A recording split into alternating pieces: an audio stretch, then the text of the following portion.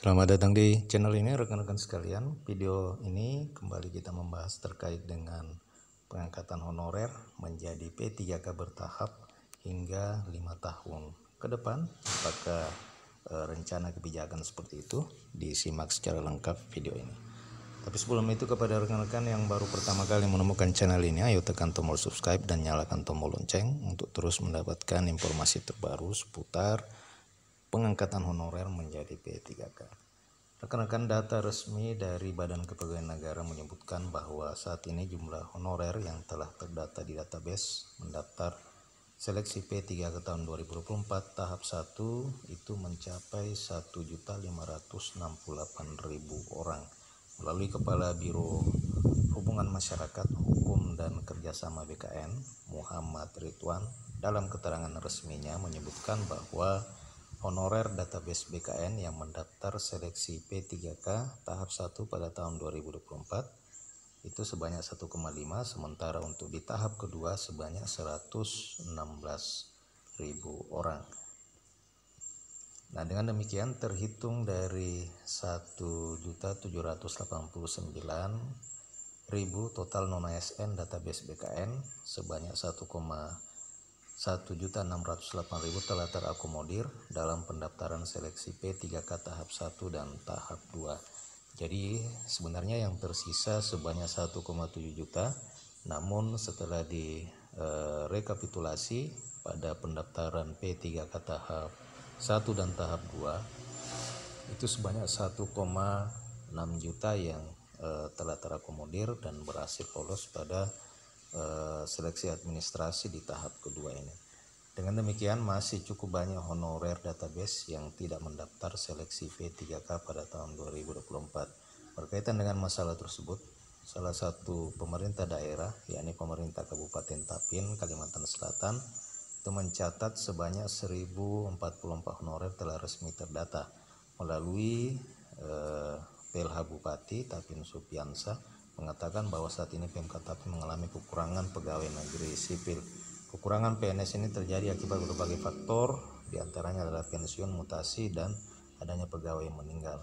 Nah, sebelumnya kata PLH Bupati, untuk mengisi kebutuhan pegawai di berbagai sektor seperti sektor pendidikan, kesehatan, dan teknis, sebenarnya pemerintah kabupaten itu mengandalkan para tenaga honorer. Jadi mungkin hampir seluruhnya di kabupaten di Indonesia bahwa sebenarnya di dalam rangka mengisi kekosongan, pemerintah daerah mengandalkan para tenaga honorer. Begitupun dengan di Kabupaten Tapin ini. Jadi tenaga honorer memang diandalkan. Namun setelah adanya regulasi yang melarang setiap instansi atau pemerintah daerah melarang rekrutmen honorer, nantinya tenaga honorer di Pemkab Tapin akan mengikuti seleksi P3K sesuai dengan data yang sudah masuk ke dalam database BKN. Supiansa berharap dengan adanya langkah ini, kebutuhan sumber daya manusia di lingkungan Pemda itu tetap terpenuhi tanpa melanggar ketentuan yang telah ditetapkan oleh pemerintah.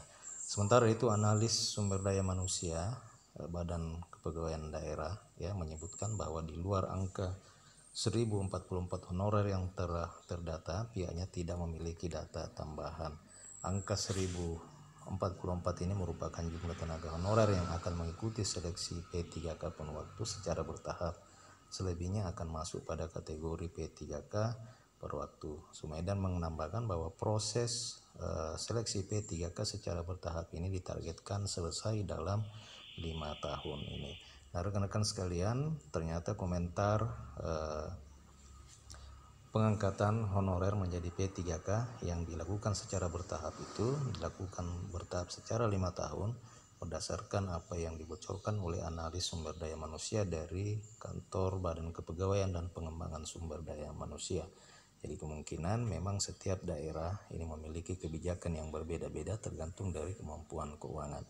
Dan jika memang dilihat dari jumlah honorer yang belum diangkat menjadi P3K, memang bisa diterima jika pengangkatan honorer ini akan dilakukan secara bertahap hingga dengan 5 tahun mendatang. Sementara itu, rekan-rekan sekalian, Badan Kepegawaian Negara juga menghimbau instansi untuk melakukan gerakan cepat dalam mengurus pemberkasan pemberkasan NIP peserta lulus seleksi ASN pada tahun 2024. Melalui Badan Kepegawaian Negara, lembaga ini menegaskan dan meminta instansi agar melakukan gerak cepat di dalam mengurus pemberkasan dokumen calon P3K yang telah lulus pada seleksi P3K.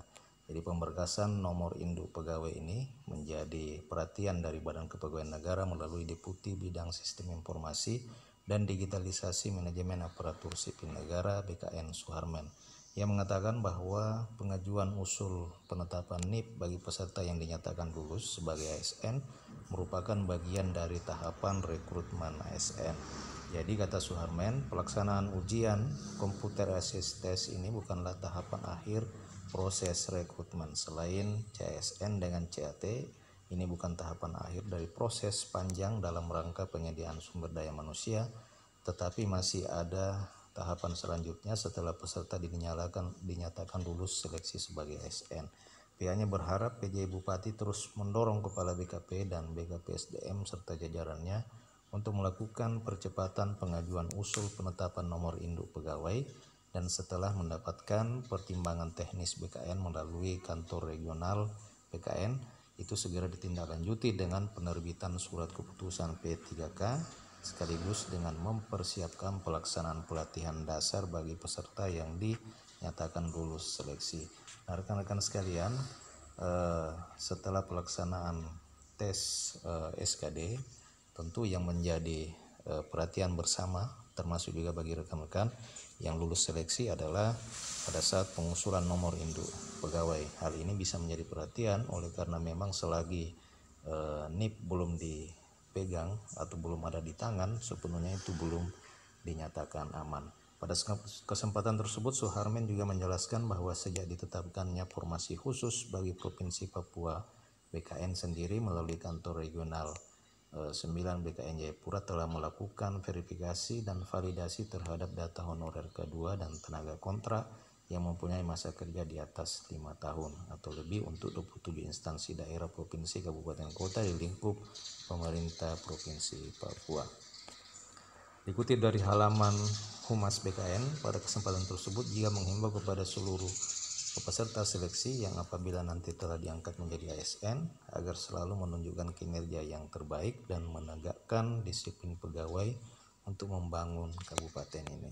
Nah, rekan-rekan, demikian informasi dari Badan Kepegawaian Negara yang memang meminta pemerintah daerah agar segera melakukan gerak cepat untuk pengurusan pemberkasan nomor induk calon P3K. Demikian info kali ini, terima kasih, sampai jumpa di video berikutnya.